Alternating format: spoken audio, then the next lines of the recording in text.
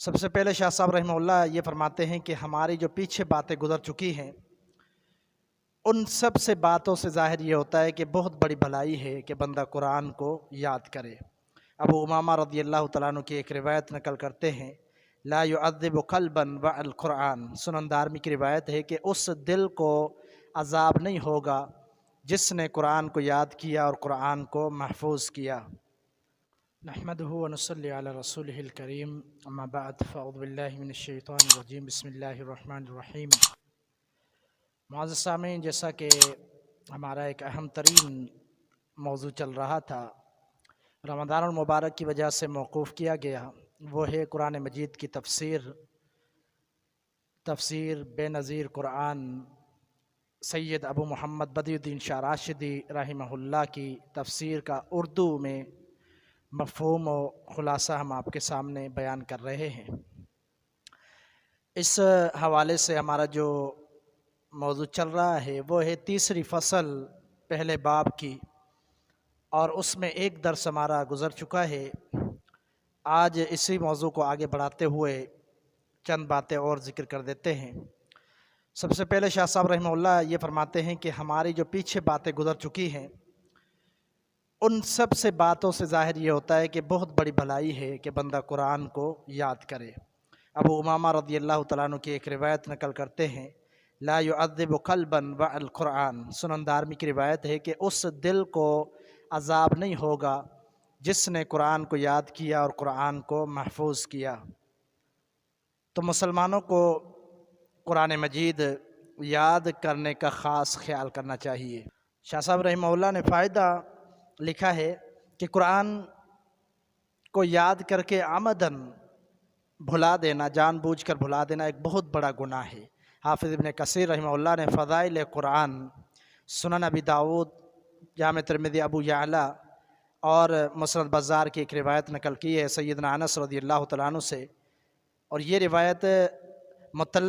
مطلب سے روایت ہے۔ مطلب بن عبداللہ روایت کرتے ہیں انس سے، اگرچہ اس کے اندر انقطاع ہے، لیکن یہی روایت امام زہری رحمہ اللہ سے بھی ثابت ہے، ان کی سند سے سیدنا انس سے۔ وہ روایت کیا ہے کہ نبی صلی اللہ علیہ وسلم نے فرمایا، اوریدت علی اجور امتی حتی القضاۃ یخرجها الرجل من المسجد، مجھ پر پیش کیے گئے میری امت کے اجر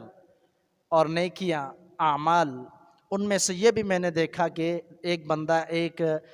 گندگی جو ہے مسجد سے نکال کر پھینکتا ہے، یہ بھی میں نے عمل دیکھا، اور مجھ پر پیش کیے گئے گناہ میری امت کے، ان میں سے سب سے بڑا یہ گناہ تھا کہ کسی کو ایک آیت قرآن مجید کی دی گئی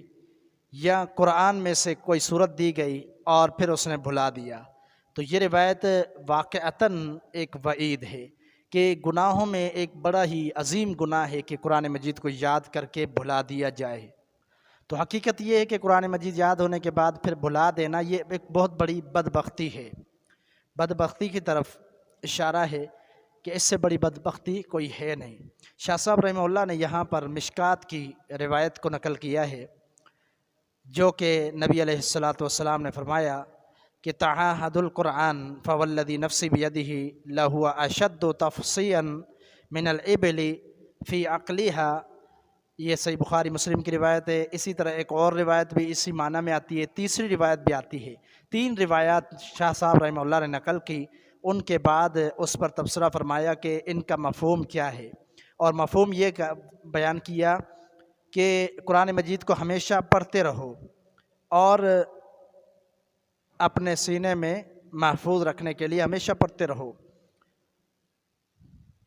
ورنہ اگر پڑھتے نہیں رہو گے، محفوظ کرنے کی کوشش نہیں کرو گے، تو یہ اونٹ کی مانند ہے، اس اونٹ کی مانند کہ جس کی نکیل نکال دی جائے تو وہ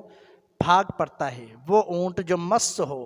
وہ نکیل کی وجہ سے محفوظ ہوتا ہے کہ نکیل ہے تو پھر وہ خاموش ہے، اگر نکیل نکال دی جائے تو وہ بھاگ جاتا ہے۔ تو اسی طرح اگر قرآن کو دہرایا نہیں جائے، سنبھالا نہیں جائے، پڑھا نہیں جائے بار بار، تو قرآن بھی اسی طرح بندے کے دل سے نکل جاتا ہے۔ تو یہ تین روایت شاہ صاحب رحمہ اللہ نے قرآن مجید نہ پڑھنے والے کے لیے ایک وعید کے طور پر ذکر کی ہے۔ تو اس لیے ضروری ہے کہ قرآن مجید جو پڑھا ہے اس کو سنبھالنا بھی چاہیے، یاد بھی کرنا چاہیے۔ صحیح بخاری کی حدیث ہے، سیدنا عبداللہ بن عباس رضی اللہ تعالیٰ عنہ فرماتے ہیں کہ نبی صلی اللہ علیہ وسلم بہت زیادہ سخی ہوا کرتے تھے سخی ہوا کرتے تھے، اور خاص طور پر سخی اس وقت ہوتے جب رمضان المبارک میں آپ صلی اللہ علیہ وسلم قرآن مجید دہراتے۔ آپ صلی اللہ علیہ وسلم رمضان مبارک میں قرآن مجید دہراتے، یہ روایت صحیح بخاری کی ہے۔ اور اسی طرح ایک اور روایت کے اندر الفاظ آتے ہیں کہ جبریل امین کے ساتھ نبی صلی اللہ علیہ وسلم نے اس رمضان میں، یہ بھی صحیح بخاری کی حدیث ہے کہ اس رمضان میں جس کے بعد آپ صلی اللہ علیہ وسلم فوت ہو گئے، آخری زندگی کے رمضان میں آپ نے 2 مرتبہ قرآن مجید